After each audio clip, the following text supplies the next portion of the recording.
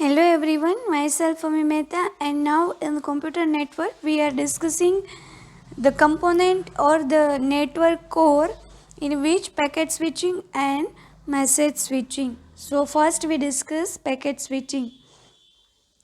So packet switching was designed to provide a more efficient facility than circuit switching for burst data traffic. So for the bulk of data traffic there are used packet switching method, and it is designed for specifically provide more efficient facility. With packet switching, a station transmit data in small blocks called packets. So that's why it is called packet switching, because in this station transmit data in terms of small blocks, and which is called as packets. So the small blocks of data is called packets. At each node, packets are received, stored, and passed on to the next node. So this is a pass away method, that from this to this, they stored in buffer and then transferred to another node. Okay, so that's where it starts from one node to another node. Now first is store and forward mechanism. So each packet contains some portion of the user data plus control info needed for proper functioning of the network. Because there is a data plus control information means from who is sender, who is receiver, from where to where data is actually transmitting. These all are information that is stored in control info. So each packet contains some portion of the user data plus control information. Then a key element of packet switching network is whether the internal operation is datagram or virtual circuit. So what is the main part? That whether the internal operation is through datagram or it is virtual circuit. Now what happened with internal VCs, internal virtual circuit? So in virtual circuit, a route is defined between two endpoints and all packets from that VC follow the same route. So in virtual circuit, what will happen, that the route is fixed from one point to another point. So this route is followed by all the packets. So there are different data blocks. This is data block, so it is called packet 1, this is packet 2, for example this is packet 3. Now in virtual circuit, some route is fixed from one point to another point. So these three data packets are follow the same route. Okay, so with internal data, now this thing will happen in internal virtual circuits. What happened with internal diagrams? Each packet is treated independently, and packets intended for the same destination may follow different routes. So there are two mechanisms. It is a datagram or virtual circuit. In virtual circuit, there is a fixed route for one endpoint to another endpoint. All packets follow the same route.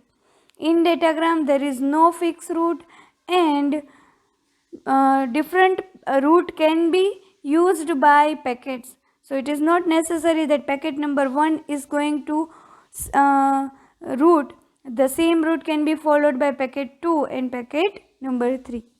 So this thing will happen with datagram. So example of packet switching network are X.25, frame relay, ATM and IP. So this all are the example of packet switching network. Station breaks a long message into packets, and packets sent one at a time to the network. So the station breaks the long message, long data into small data blocks, which is packets. And packets can be handled in two ways. First is datagram and second is virtual circuit. So let us discuss in detail. Now in datagram, each packet treated independently, like we discussed just before what will happen in datagram. And packets can take any practical route, and it is not necessary because it takes a different route. It is not necessary that packet 1 is first arrived, so this is 1, this is 2, this is 3. These all are taking different, so this is for example starting point A, this is ending point B, for example.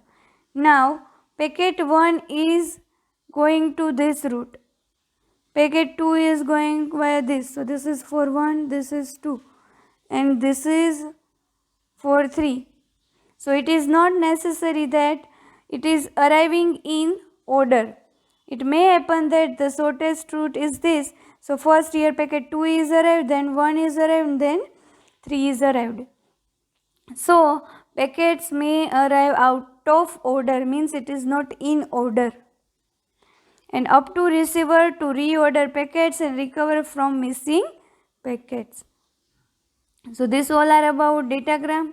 Now what will happen in virtual circuit? So here for A to B, this is a fixed route before any packet sent. So first pre-planned route established before any packets sent. Once the route is established, all the packets between the two communicating parties follow the same route through the network. Now call request and call accept packets to establish a connection. So first of all, this technique is used for connection establishment. Which technique? Call request and call accept for the establishment of connection. So each packet contains a virtual circuit identifier instead of a destination address. And for individual packet there is no routing decision because there is a fixed route. And so this is all about virtual circuit. The dedicated path is there for one endpoint to another endpoint, and the all packet is sent through the same route. And first there is a connection establishment. For that, call request and call accept packets to establish a connection. Now the second technique. So first in before lecture we discuss what is circuit switching. Here we discuss packet switching, and the last one is message switching. So this technique was somewhere in the middle of circuit switching and packet switching. In message switching, the whole message is treated as a data unit and is transferred in its entirety. So the whole message is treated as a data unit. A switch working on message switching first receives the whole message and buffers it until there are resources available to transfer it to the next hop. So if the next hop is not having enough resource to accommodate large size message, the message is stored and switch waits. So the technique is somewhere in the middle of circuit switching and packet switching. The whole message is worked as a data unit. So the working on message switching, what will the task of switch? So it first receive the whole message, then store it into buffer and wait until the resources is not available. Whenever it is available, it is transferred to the next hop.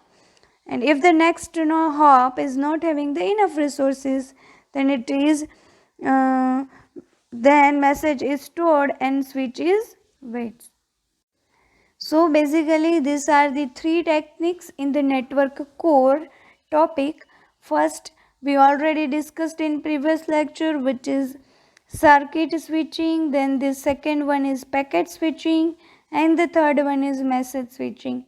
The third technique is somewhere in the middle of circuit switching and packet switching. Okay, so this is all about network core. In the next session we discuss particular of circuit switching and what is the transmission delay, what is the loss, this throughput, this all thing we discuss in next session. Thank you.